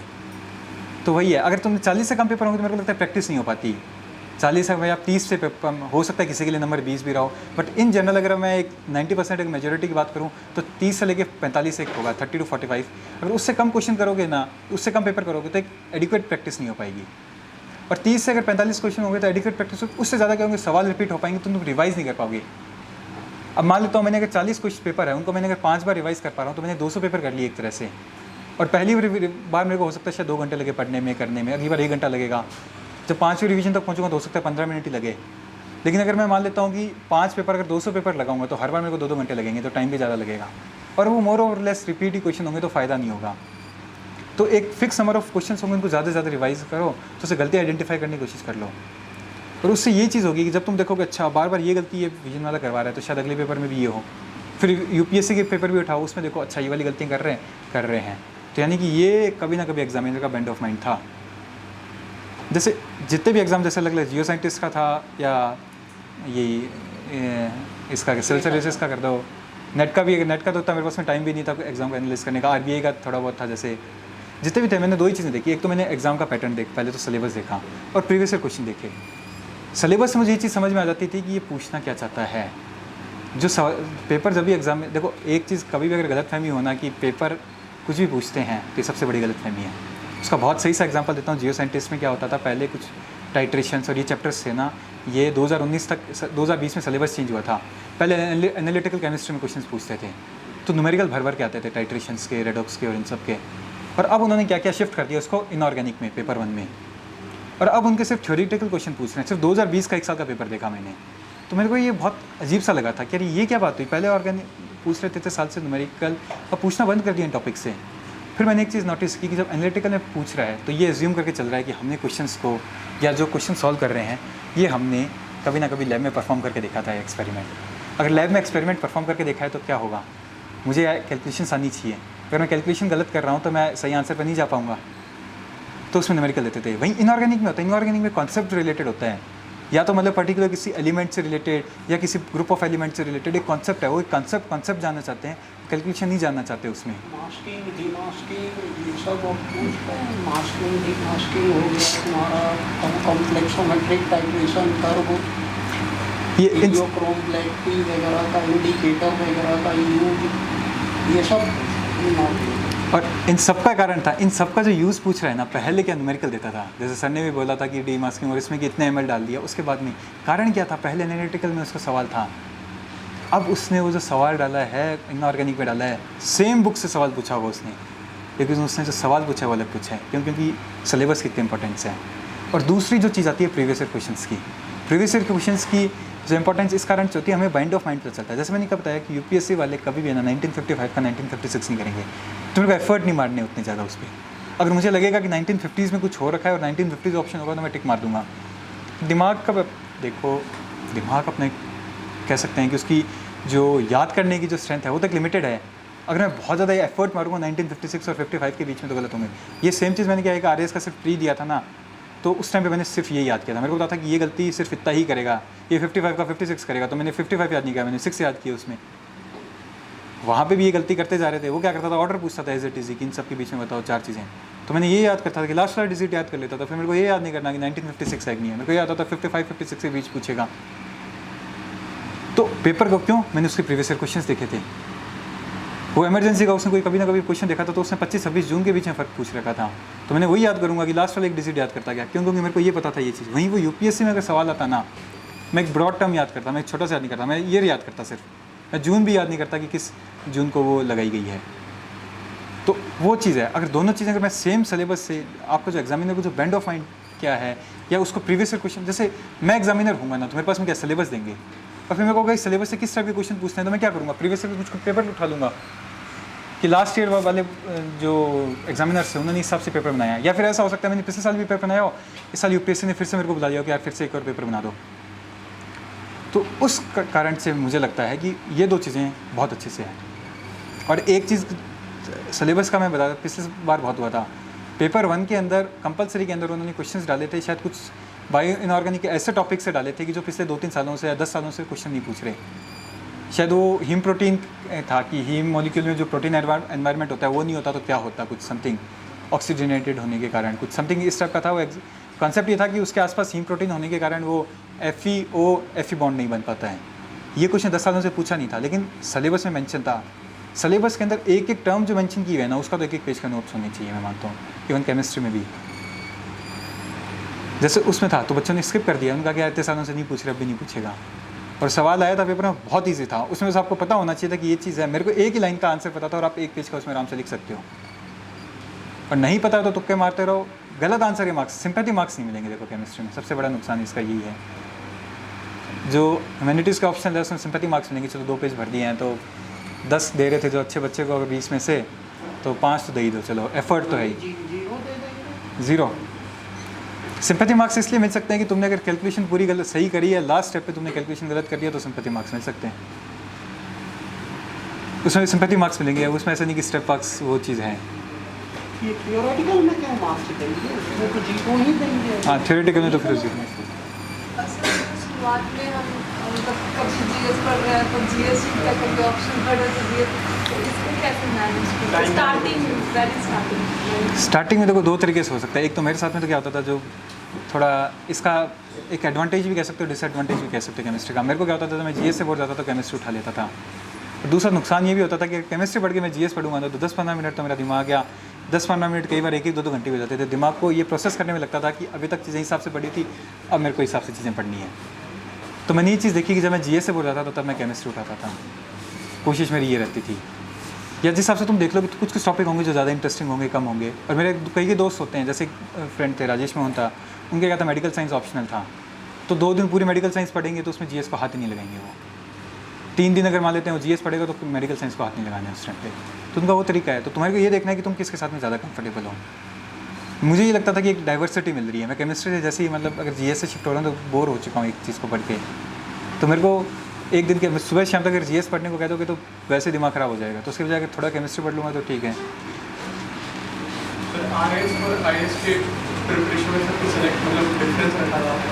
डिफरेंस ही होता है कि प्रीवियस ईयर पेपर अच्छे से करने होते हैं, कि तरीका ये पूछने का है। सब बुक शायद सेम हो बट तरीका है। कोई भी स्टेट पीसीएस होगा उसके प्रीवियस ईयर क्वेश्चन ही देखने पड़ेंगे तुम्हें, कोई भी जो होगा ना उसका। और एक दूसरी चीज़ ये ध्यान में रखनी है कि कट ऑफ कितनी जा रही है और तुम्हें कितने नंबर लेके आने हैं तब। क्योंकि जैसे एक था आरएस का एग्ज़ाम होता है, उसमें भी जैसे एक असिस्टेंट प्रोफेसर का भी हुआ था, तो वो भी मैंने भरा था। तो उस टाइम पे मैंने आर्ट एंड कल्चर पढ़ी थी, क्योंकि मुझे पता था कि जो 50 नंबर का पेपर होता है 100 सवाल आते हैं, 100 के 100 राजस्थान जीके के हैं, तो एनी हाउ पढ़ना ही पड़ेगा मुझे। वहाँ पे मैंने देखा कि 200 में से 80 नंबर कट ऑफ जा रही है। मैथ्स भी है उसमें थोड़ी बहुत, 20 नंबर की मैथ्स है, फिर इंडियन जीके भी है। तो मैंने आर्ट एंड कल्चर पढ़ा नहीं था, और फ़र्क उन दोनों के बीच में 1 महीने का ही था बीच में। फिर मैंने नहीं पढ़ा था क्योंकि मेरे को पता था इनको मैं छोड़ भी दूंगा तब भी मैं पास कर रहा हूँ आराम से। और हो भी यही गया था। मेरे ऑलमोस्ट 0 नंबर आए थे हिस्ट्री और जो उसके जो आर्ट एंड कल्चर में थे। 25 सवाल थे तो लगभग कितने 40 नंबर के आसपास थे। 40 में से 0 मार्क्स थे, लेकिन फिर भी जो कट ऑफ थी उसे 10-20 नंबर ऊपर थे। कारण क्या था, मुझे पहले से कैलकुलेशन कर रखी थी, उसको छोड़ भी देंगे तब भी कोई दिक्कत नहीं। तो आपको अपने वीक एरियाज़ और वही स्ट्रॉन्ग एरियाज़ को आइडेंटिफाई किया, और मैंने ये चीज़ देखी थी कि कट ऑफ कितनी जा रही है। तो वो है, उससे सबसे बड़ी बात उसी की होती है। बाकी का तो मेरे को नहीं पता, लेकिन आरएस का तो मैं कह सकता हूँ वो पेपर हिसाब से बनाते हैं कि प्री हर किसी का आदमी का हो जाए। बस 3 चीज़ें हैं कि या तो आप राजस्थान की जीके पढ़ो, या इंडिया की जीके पढ़ो, या मैथ्स पढ़ो। इन तीनों में से कोई 2 चीज़ें भी आपने कर रखी है ना, तो आपके पास एम्पल स्कोप रहता है कि आप पेपर क्लियर कर लोगे। सबका सोचते हैं वो, मतलब वो सबका साथ सबका विकास है ना, आरएस के साथ नहीं होता है। मैंने ये चीज़ देख ली है। नहीं है, वो तो देख लेना है, पेपर का तो कोई दिक्कत नहीं होती, वो तो पैटर्न नहीं है। प्रेशर हैंडलिंग कैसे करते हो during preparation? How you keep motivating yourself? एक चीज़ तो कभी ना कभी तो वो चीज़ होती है कि अपने आसपास वाले लोग कैसे हैं उस पर बहुत ज़्यादा फर्क पड़ता है, नो डाउट। तो कोशिश ये रखो कि अच्छे लोग रखो। अगर अच्छे लोग नहीं है तो उनकी अच्छी बातें ही लो, बुरी बातों को थोड़ा सा मतलब ज़्यादा दिल पे मत लगाओ। और आपका इंटरेक्शन भी काफ़ी हद तक मैटर करता है। जब आपको खुद को लग रहा है कि थोड़ा सा दिमाग ख़राब है, 2 बोल रहा है सामने, तो 2 मिनट चुप रह लो। 10 मिनट बाद गए तो सुन लेंगे। 10 मिनट बाद को क्या उस समय दिमाग ख़राब था, मेरे को तो नहीं बोला, अगली बार मत करना प्लीज़। तो सामने वाला भी कोशिश करेगा कि अगली बार नहीं बोले, और बात करने की कोशिश। इसका मैंने ये चीज़ क्यों बोली है, क्योंकि जब कभी मान लेते हैं कि तुम गुस्से में भी होंगे तो उस समय कूल डाउन करने के लिए जो आएगा ना, वो अपने दोस्त या फैमिली मेम्बर्स है, अगर तुम जहाँ पे भी हो वही लोग करेंगे। अगर तुम उनसे बहुत ज़्यादा लड़ने की कोशिश करोगे तो वो भी सोचेगा कि अभी ये, जैसे एग्जैक्टली वर्ड नहीं पता बट मारवाड़ी में तो ऐसे बोलते हैं कि बिचर गया है, तो बिचर गया है ये आदमी, अब इसको बहुत ज़्यादा छेड़ो मत, छोड़ दो इसको वहीं पे ही। तो वो चीज़ है। और वहीं पे अगर थोड़ा बहुत अगर आसपास वाले लोगों से अच्छे से बात की है, और रखो ऐसे कि कोई भी होने चाहिए, मैं कह रहा हूँ 1-2 लोग ऐसे होने चाहिए कि जो आपको मोटिवेट कर सके। नहीं हो पा रहा तो खुद ही बन जाओ एक आदमी, फिर एट दी एंड वो तो ऑप्शन ही है आपके पास में कि लगता है कि कोई ऐसा नहीं है। बट बहुत सबसे बड़ी बात यही है कि पॉजिटिव एट दी एंड, और एक एक्सपेक्टेशंस मिनिमम लेके चलो। तुम जितनी ज़्यादा एक्सपेक्टेशन लेके चलते हैं तुमकी बहुत सी चीज़ें बढ़ती रहती है। एग्ज़ाम में जा रहे हो ना, हाँ एक चीज़ है, बैठे हैं ना जो एग्ज़ाम के अंदर, तो ये चीज़ याद रखना कि तुम्हारे 0 नंबर से शुरू कर रहे हैं। तुम ये एक्सपेक्टेशंस मत लेके जाना कि ये मेरे को सिविल्स कितने नंबर होते हैं, फॉरेस्ट कितनी कट ऑफ जाती है, मेरे को इससे ऊपर लेके जाना है, इससे ज़्यादा है। 2 घंटे में तुम 0 से शुरू कर रहे हो, जब तक तुम हार नहीं मानोगे ना तुम्हारे नंबर बढ़ेंगे। 2019 का भी जब मैं पेपर दिया था तो मेरे को ऐसा लग रहा था यार मेरे को आता नहीं है। 2018 वाले में ठीक ठाक गया था, 50 ही दिन थे मेरे पास में पढ़ने के लिए, और उसमें भी 50 भी नहीं थे पूरे के पूरे मेरे ख्याल से। इंटरव्यू का जब रिजल्ट आया था उसके बाद में से थे, और उसके बीच में भी वो 3-4 वो मार्कशीट आती है तो एक बार ये नहीं समझ में आता। उस टाइम पे लगा कि यार इस सब्जेक्ट में कम नंबर आने चाहिए, तो उसमें बहुत ज़्यादा आगे, दूसरे में बहुत ज़्यादा की उम्मीद थी, एकदम ख़त्म नंबर थे। पहले और दूसरे मेंस के बीच में मेरे 70 नंबर जीएस में कम हो गए, तो मुझे ये नहीं समझ में आ रहा कि यार अच्छा भी करके आया था पेपर, उसके बाद इतने कम कैसे हो गए। तो काफ़ी हद तक, बट ठीक है, जो आ गया उसको एक्सेप्ट करो, आगे चलो। तो मेरे को ऐसा था कि यार 40 दिन में पढ़े हैं, उसमें ढंग से नहीं पढ़े, उसमें रिवाइज़ नहीं हो पाया, करंट अफेयर भी नहीं ढंग से पढ़ा। तो बीच में पेपर मेरे को लग गया था कि यार नंबर तो आते लेकिन लग नहीं रहे हैं। फिर मैंने कहा चलो कोई दिक्कत नहीं, जितने आएंगे उतने बढ़िया, नहीं आएंगे तो एक साल तो ऐसे ही बैठना ही है, वही बात है। और उस टाइम पे सिर्फ मतलब शायद 2018 में मेरी 8 या 10 नंबर ऊपर थे, उस बार 15-20 नंबर ऊपर थे मेरी इवन फॉरेस्ट की कट ऑफ से भी। तो वो बात थी कि जब मैंने इस सोच के गया था कि अपने पास में खोने के लिए कुछ नहीं है, उस थॉट के बीच में। और सबसे बड़ी बात ये, अगर आपको लग भी रहा है ना एग्जाम में, देखो 2 घंटे है ना, वो आपसे कोई छीन नहीं सकता है, कोई भी 121 मिनट कभी देगा नहीं। पेपर जैसे ख़त्म होगा, अगर थोड़ा सा भी अगर इन्विजिलेटर है वो अपना थोड़ा अच्छा नहीं है या उससे अपने बातचीत बर्ताव में अच्छा नहीं किया, एक बार लड़ लिए, वो जैसे बेल बजेगी वो छीन लेगा अपन से पेपर। वो वहाँ पे 1 सेकंड ऊपर देने को रेडी नहीं है, तो पेपर से पहले 1 सेकंड पहले पेपर ख़त्म करने का क्या फ़ायदा होगा। तो एक सेकंड से पहले अगर तुम्हें लग रहा है कि एक भी सवाल बचा हुआ है तो स्ट्रगल करते रहो उस एग्ज़ाम पेपर में।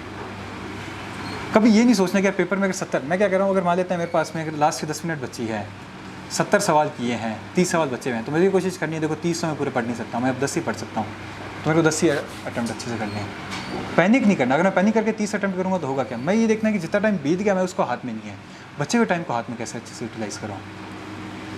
और एक तरीका ये भी होता है कि आप 1 घंटे पेपर करो, 1 घंटे में मान लो 20 ही सवाल हुए, अब 80 सवाल बचे हैं दूसरे पेपर में करने के लिए, तो या तो आप ये सोचो 80 में से अगर 70 होंगे तो मैं 70 ही करूँगा, आप 60 होंगे तो 60 ही कर लेंगे, 80 होंगे 80 तो सही, 90 होंगे 90 सही है, 1 घंटे को रिट्रीव नहीं कर सकते। या दूसरा तरीका क्या हो सकता है, अपन उस पर टेंशन लेने लग जाते हैं, क्या एक तो पूरा साल ख़राब हो गया, ये हो गया वो हो गया। जो भी दुख दर्द हो ना पेपर का 1 घंटे बाद बना सकते हैं। हमारे पास में 1 साल और 1 घंटा हो या 1 साल हो, कोई ज़्यादा फ़र्क नहीं पड़ेगा। तो जो भी अपने दुख दर्द हो मतलब प्लीज़ पेपर के अंदर पहले लेके मत आए, जब तक ख़त्म नहीं हो रहा है, या फिर उस चीज़ का एंजाइटी है जो पेपर के अंदर होती है, ये चीज़ ध्यान रखो कि उस चीज़ से बाहर निकलने का वही तरीका है कि भूल जाओ उस टाइम पे। कहने का तो बहुत आसान है, होती नहीं है चीज़, है ना। सर आपका केमिस्ट्री में जो प्रीवियस है 2-3 साल में आपका अच्छा मार्क्स है, 70 हाँ। आप टेलीग्राम पे डालें, और सर आपने हमेशा जो डायस का नोट्स ही फॉलो किया था, अलग से मैंने मतलब PhD किया तो फिर ऐसा कुछ सॉल्व किए हुए सिर्फ डायस का उसमें मैंने बुक्स में सारे नोट्स में लिखे हुए थे, अगर तूने चैनल भी देखा होगा तो उसमें कई सारे नोट्स थे, तो उसमें हाँ सर पीडीएफ बना के डालिए। तो वो उसमें ज़्यादातर जैसे जो टॉपिक सर ने करा रखे हैं ना, उन टॉपिक का तो डाइस के नोट्स ही थे, उससे आगे मैंने देखे नहीं थे। और जिन टॉपिक से नहीं बना रखे तो उनके दानियाँ ढूंढने ही पड़ेंगे। और दूसरी चीज़ एक जो मैंने करी थी ना, जैसे प्रीवियस ईयर क्वेश्चंस के कुछ क्वेश्चंस रिपीट होते हैं, जैसे खासकर ये फिजिकल के साथ में है, वो पर्टिकुलर बुक से पर्टिकुलर क्वेश्चन ही उठाता है। जैसे इलेक्ट्रोकेमिस्ट्री का वो ट्रांसपोर्ट नंबर का PSP से उठाएगा, 3 टाइप के क्वेश्चन है, नहीं समझ में आ रहा है एज इट इज़ रट के चले जाओ। दिमाग लगाया जितेंद्र था ना, उसने एक बार 2019 के पेपर में मेरे से ऐसे कोई चीज़ थी, मैंने कहा था इसका आंसर ये होगा, 1 माइनस करके आएगा, और 0.48 और 0.52 होता है आंसर, इतना ही होगा, लेकिन 0.48 गलत है और 0.52 सही है। सवाल ऐसे होगा, नहीं समझ में आया था तो मैंने उसको आके यही कहा था, 3-4 दोस्त थे हम सब ने, मैंने हर किसी को कहा था तुम इसकी प्रैक्टिकल वैल्यू सर्च कर लो, 0.52 होगी, 0.48 नहीं होगी, और वही चीज़ थी। ये 2021 वाले अटैम्प्ट में जाके मेरे को समझ में आया था, अच्छा अपन 1 माइनस क्यों कर रहे हैं। ये इस अटैम्प्ट में मेरे को समझ में आया था कि ठीक है यार वो। और इस टाइम पे भी मेरे को ये चीज़ समझ में आ गई थी कि मैं किसी दूसरे को नहीं समझाऊंगा, कारण कि मेरे को जब ये चीज़ पता थी, मेरे को 4 अटैम्प्ट इस चीज़ को समझने में लगे कि जब मेरे को आंसर पता था कि ये है, ये आ क्यों रहा है, ये चीज़ समझने में जब 4 अटैम्प्ट लगे, तो मैं एक्सपेक्ट नहीं कर सकता सामने वाले से कि मैं उसको 10 मिनट में बताऊँ उसको समझ में आ जाए। सामने वाले को मैं इतना ही कहूँगा कि रट लो, नहीं समझ आ रहा। मैं तुम्हें भी ये नहीं कहूँगा कि समझो उस चीज़ को, अगर समझ में आता है तो इट्स वेल एंड गुड, नहीं आता तो पेपर एग्जाम में तो वैसे ही करना है। यही तो बात है कि फर्स्ट बार में इसको समझ ही नहीं पाते लोग, तो जो फर्स्ट बार में समझ लेते हैं वो फर्स्ट बार में ही पास कर जाते हैं, गलत कर जाते हैं, समझना ही पड़ता है। जो फर्स्ट बार में समझ जाता है सर वो वैसे ही गलत कर, ज़्यादा दिमाग लगाने की जरूरत नहीं है। और एक वो टाइम लगता है वो चीज़, जैसे कि एक्चुअल में क्या है कि वो 5-6 कैलकुलेशन चलती है और सर वो टाइम भी लगेगा मुझे लगता है। या तो ऐसा हो कि जिसने इलेक्ट्रोकेमिस्ट्री में थोड़ा बहुत अपने बैचलर्स के टाइम पे या मास्टर्स के टाइम पे काम कर रखा हो तो उसको ये चीज़ का आइडिया होगा, या फिर उसने किसी ने एक्सपेरिमेंटली वो चीज़ करके देखी होगी। अगर हम लंबा टॉपिक है ना, अभी पढ़ के खत्म किए हैं, पता नहीं होगा, अभी नहीं पता होगा तो बाद में तो फिर वही चीज़ है ना कि, और एग्जाम में आता है तो इतना प्रेशर और होता है उसके बीच में, तो अगर सही भी चीज़ कर रहे होते हैं तो 2 डाउट आ जाता है कि नहीं यार क्या पता गलत कर देंगे। तो जल्दी पूछ लो, फिजिक्स की क्लास है और किसी को कुछ पूछना बताइए। सर करंट अफेयर्स एक बार कोई भी एक सोर्स रखो, उसको ढंग से करो। जितने ज़्यादा सोर्सेज रखोगे ना उसका यही नुकसान होगा कि रिवाइज नहीं कर पाओगे। बनाओ तो बहुत बेटर है, बनाओ तो बेटर है। कैसे करना, मतलब मान लीजिए एक मंथ की मतलब लास्ट मंथ की मैगजीन पढ़ लिया और कुछ तो उसका जैसे मल्टीपल रिवीजन, जैसे अभी मैं कह रहा हूँ कि कोशिश ये मत करो कि 1 महीने की पूरी है, हर दिन क्या है, जैसे कि मैं कह रहा हूँ हिसाब से 80 पेज की मैगज़ीन है, तो हर दिन क्या करो 10-10 पेज पढ़ो, 10 पेज आज के पढ़ो, 10 पेज कल की रिवाइज़ करो। फिर जब मैगज़ीन कंप्लीट हो जाए तो कितने 10 दिन ही लगे, तो 15 दिन बाद एक बार फिर से पढ़ लो, 2 दिन में पढ़ लो, 40-40 पेज पढ़ लो। मल्टीपल रिवीजन है मैगज़ीन। तुम खुद सोचो, जब इसने बताया कि लक्ष्मीकांत को जब 10 बार पढ़ी है, तुम्हें कैसे एक्सपेक्ट कर रहे हो कि मैगज़ीन एक बार पढ़ के याद हो जाएगी? उसको 4-5 बार तो पढ़नी पड़ेगी कम से कम। तो उसको मल्टीपल रिवीजन करो। और लास्ट में वो चीज़ होता है कि सबसे बड़ी बात क्या होती है, करंट अफेयर के एक टॉपिक का कहीं ना कहीं से कुछ ना कुछ एक वर्ड याद रहना चाहिए। जैसे 2018 के टाइम पे कुछ एक रिपोर्ट आई थी, तो उसमें मुझे ये आता था कि कुछ पीस था और एक जस्टिस वर्ड यूज़ था, कुछ वर्ल्ड पीस इंडेक्स था, कुछ समथिंग ऐसे था, उसमें ऑप्शंस में कहीं जस्टिस आ रहा था, समथिंग ऐसे था, इन वर्ड्स का एक्सचेंज हो सकता है कुछ। तो जो रिपोर्ट याद की थी, तो उसमें मैंने या मेरे आसपास जो तैयारी कर रहे थे उसमें फ्रेंड्स थे, हमने बस इतना सा ध्यान रखा था कि यार इसमें कोई जस्टिस आएगा पीस वाली में, वो है कुछ, अब मेरे को याद नहीं आ रहा है वो। एग्जामिनर में जाते हम सभी लोग जो भी थे ना, उन सब ने क्या जस्टिस वर्ड ढूंढ रहे थे कहाँ है। पूरा अगर याद नहीं होगा तो छोटे वो मैं कह रहा हूँ एक माइंड मैप बनाओ, उसमें एक छोटी सी पिक्चर सेट कर दो। अगर तुम्हें माइंड मैप भी अगर याद रहेगा ना एग्जाम में, तुम आधे से ज़्यादा क्वेश्चन सही कर दोगे। क्योंकि प्री का सबसे बड़ा फ़ायदा क्या होता है, अपने पास में 4 ऑप्शन है, उनमें से एक आंसर सही है, अपने सामने आंसर सही है, हमें सिर्फ ये पता लगाना है कि सही कौन सा आंसर है। समझ में आई बात? और कोई किसी का कोई शंका या डाउट? अभी यंग डायनेमिक हैं दयाशंकर मिश्रा, हिंदू कॉलेज से ना, अच्छा KMC से, हमारे कॉलेज से KMC से हैं, और इनका CAPF में 130 रैंक आया, और अभी BPSC में 2 दिन पहले इनका 62 रैंक आया। इनको मिला है RDO, रीजनल डेवलपमेंट नहीं, रूरल डेवलपमेंट ऑफिस में, वन ऑफ दी 4 स्टूडेंट जिनका BPSC में हुआ है। दयाशंकर मिश्रा के लिए एक बार फिर से ताली बजाइए। प्री के लिए तो इस बार कट ऑफ बहुत हाई चला गया था। प्री में मेरा अच्छा स्कोर था, मेरा 114 मार्क्स था प्री में। तो प्री के लिए mainly previous year question paper जो है फोकस स्टेट PCS के लिए वो करना है जो भी, और उसके बाद करंट अफेयर्स है, मैथ्स के 10 क्वेश्चन आते हैं वो करना है, साइंस के 30 क्वेश्चंस आते हैं उस पर कमांड होना चाहिए। साइंस व केमिस्ट्री का था मेरा तो उतना पढ़ना नहीं पड़ा, लेकिन अरिहंत का जो आता है पांडे का, मनोहर पांडे का बुक, वो फॉलो कर सकते हो, और घटना चक्र फॉलो कर सकते हो। उसके लिए mainly previous year question paper follow करना मैथ्स के लिए और साइंस के लिए। करंट अफेयर्स के लिए जो 2-3 सोर्स हैं वो फॉलो कर सकते हो। KBC नैनो आता है, और एडुटेरिया का बुक आता है, SPD पब्लिकेशन आता है, और BPSC प्लेटफॉर्म में एक चैनल था जो मैंने फॉलो किया था, मैं लिख देता हूँ।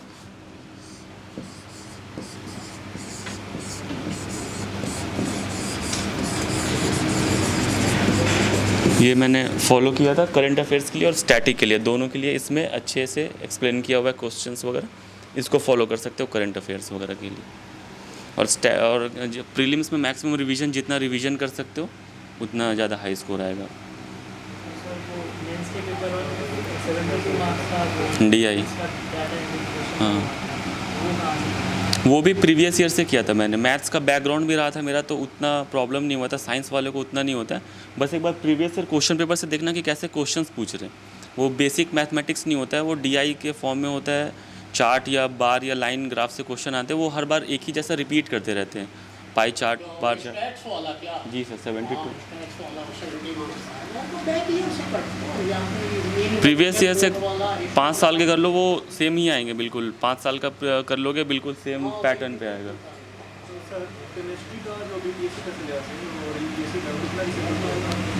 और कमी है UPSC के सिलेबस में, थोड़ा सा ज़्यादा टॉपिक्स ऐड है। इनऑर्गेनिक का हमारा कम है BPSC वाले में। फिजिकल केमिस्ट्री में भी आई थिंक गैस स्टेट नहीं है, इतने इंपॉर्टेंट चैप्टर वो है नहीं उसके सिलेबस में, तो 80% उसका है। एडिशन कुछ भी नहीं है उसका, और कमी है जो UPSC का प्रिपरेशन करोगे।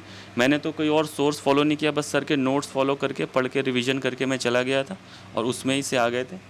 और तो एक मेरे साथ हो गया था इंसिडेंट की, जो बुकलेट आती है केमिस्ट्री की, उसमें 36 पेजेस होते हैं, तो मैं फिजिकल और इनऑर्गेनिक में इतना लिखने लगा कि ऑर्गेनिक के लिए मेरे पेपर ख़त्म हो गए। तो मेरे 15 से 20 मार्क्स से क्वेश्चन छूट गए थे ऑर्गेनिक के, बिल्कुल नेम रिएक्शन, परकिंस कंडेंसेशन वगैरह छूट गए थे। तो वो सब गलती मत करना, कोशिश करना कि पेजेस को इक्वली डिवाइड करके लिख लो फिजिकल और ऑर्गेनिक केमिस्ट्री वाले में, क्योंकि यूपीएससी की तरह हर क्वेश्चन के नीचे इसका आंसर नहीं आता है, आपको प्लेन बुकलेट मिल जाती है, उसमें आपको खुद अकॉर्डिंगली एडजस्ट करके लिखना होता है, तो उसको एडजस्ट करके आप लिखो। सर के नोट्स फॉलो करो ब्लाइंडली। स्टेट पीसीएस के लिए फुल मार्क्स 300 क्वेश्चंस सर के नोट से ही आएंगे स्टेट पीसीएस में। कर सकते हो, देखो कंटेंट वाइज थोड़ा सा कम करना होगा, मैंने थोड़ा ज़्यादा कर दिया था, जहाँ पे इलेक्ट्रॉनिक कॉन्फ़िगरेशन लिखना था वहाँ मैंने पूरा डायग्राम बना के, और क्योंकि फिजिकल केमिस्ट्री स्ट्रॉन्ग था मेरा इसलिए मैं कोशिश करता था कि उसमें मार्क्स मेरे नहीं कटे इस वजह से। लेकिन आप दोनों को बैलेंस करके चलना, फिजिकल और इनऑर्गेनिक का जो पार्ट है और जो ऑर्गेनिक का पार्ट है, दोनों को बैलेंस करके, और कंटेंट में जितना पूछ रहा है आप उतना लिखना। मैं थोड़ा ज़्यादा फिजिकल में लिखने लगा था, इस वाइज थोड़ा सा पेजेस मेरे कम पड़ गए, इस वजह से क्वेश्चन छूट गए थे मेरे थोड़े से, तो इस चीज़ का ध्यान रखना।